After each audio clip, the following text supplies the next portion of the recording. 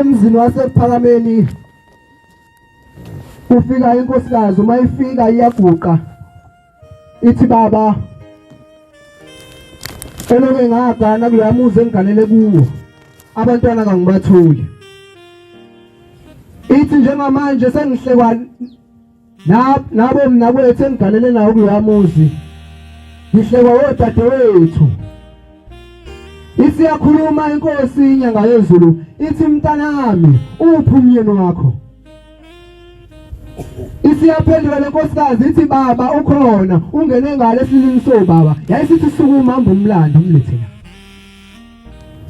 Uma ifika lenkosikazi ifika nomyeni wase beyaguqa phambi kwenkosi, isiyabuza inkosi ithi mntanami, buza umyeni lo mama ithi mntanami yini edala ukuthi umkakhe angabathuli abantwana? Usethi hayi baba ngazi. Isiyabuza ithi mntanami ngosuku usuqala uthi ukhipha abakhongi uyolobola lengane yini nayenza kini? Yayisibhekisa ikhanda phansi lendoda yakhombisa ukuthi ayisakhumbuli lutho.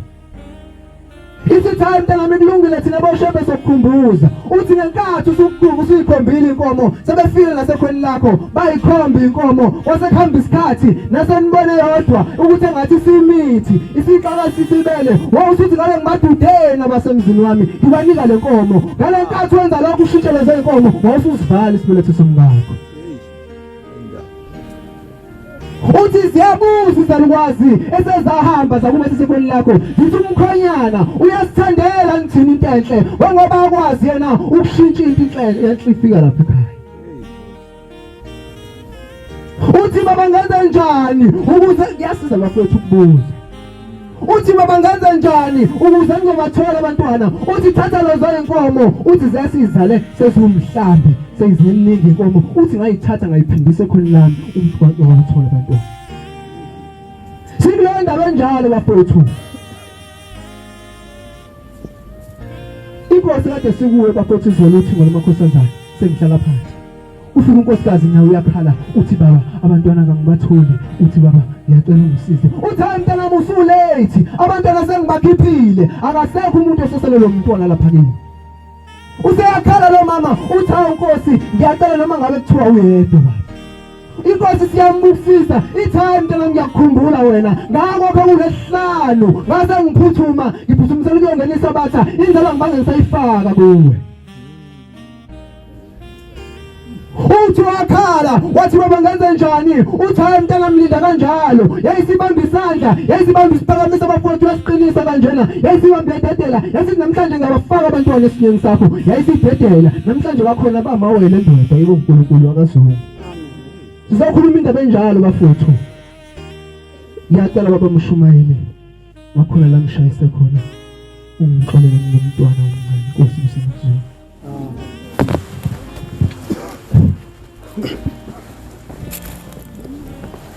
Ngiyayikhetha inkosi enkulu yasekuhleni kokuphakama. Sikhonde izinto ezenkosi. Thanda sigijime siye ku-141. Sigijime sithathe ivesi lesithathu. Sizizwile lezi zindaba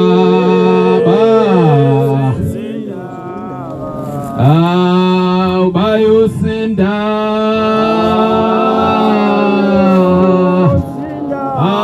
abaningi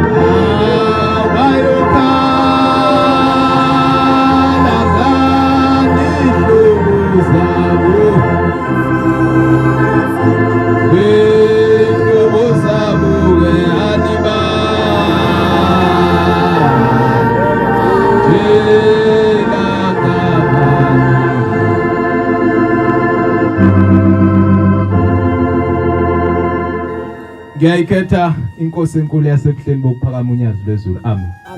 Zikhonze izinto ezenkosi sekukhulunyiwe kakhulu phakathi kwendlu, kodwa sisendabeni enkulu ngoba le ndaba esikuyo ithi inkosi enkulu yasephakameni. Ubaba ulangaphuma sikothe mabe sixoxelo baba emva kokuba kade ethandaza umthandazo, athi maye uthandaza wayesethi inkosi makwakudaliwe ukuthi kuyoke kube khona abantu abayodalela ukuthi bangene ezulwini, ithi inkosi sale sewenza laba abaphambi kwami kube yibona. Washo njalo uthi inkosi makuukuthi kunabantu owabadinga ezulwini ukuthi bayongena ezulwini akusale sekuba yilabo. Nami ngisho njalo ukuthi inkosi makunabantu ekwakudaliwe ukuthi ngomhla kuphela bayongena kulowo muzi wamaNazaretha akusale sekuba yithina sikule nkonzo. Ayibonge inkosi. Ithi mayisiqedile ukuthandaza lo mthandazo, ithi ngoba nina amaNazaretha niyaye nikwenze kube into encane, ithi niyaye kwenze kube yize ukuza nje phakathi kwale ndawo engcwele kaNkuluNkulu. Ithi kodwa akusiyona into encane, ithi into enkulu ngoba uma nizile phakathi kwale ndawo nimkhipha bhizi uShembe ngokuthi njalo nje mawungena esangweni uyayanibhale. Ayibonge inkosi. Njoba silapha zikhonze izinto ezenkosi zizobhalwa. Ungakuthatha wena ukuthi hayi ngile nje esontweni ngoba nakho bingekho into ebengayenza, ukuthathe kancane kodwa ukhulu phambi kwaShembe ngoba umenzisa into ayithandayo, ukubhala abayingcwele. Manje lokubhalwa akusikhona lokubhalwa kwencwadi yokuphila eyophenywa ngale ngumhla wokuphela, kuyiregister nje yamasabatha. Kodwa ithi inkosi enkulu yasephakameni ithi into enhle ngokubhalwa kule register yasezulwini, ithi noma ngabe sewuyafika ngomhla wokuphela phambi kwabalindi bamasango uthi bese kuba yileso sikhathi athe uShembe hayi wenkosi yami uzungayiphenyi heya amenqa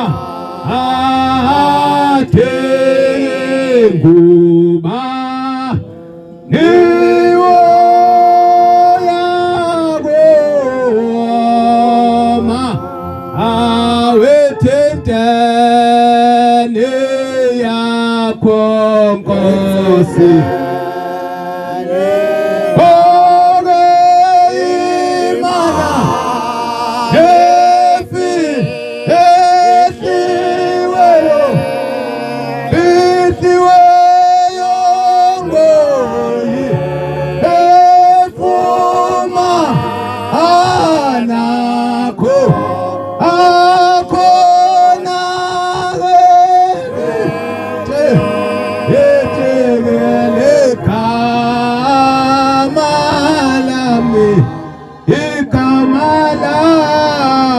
Ngole efumana khona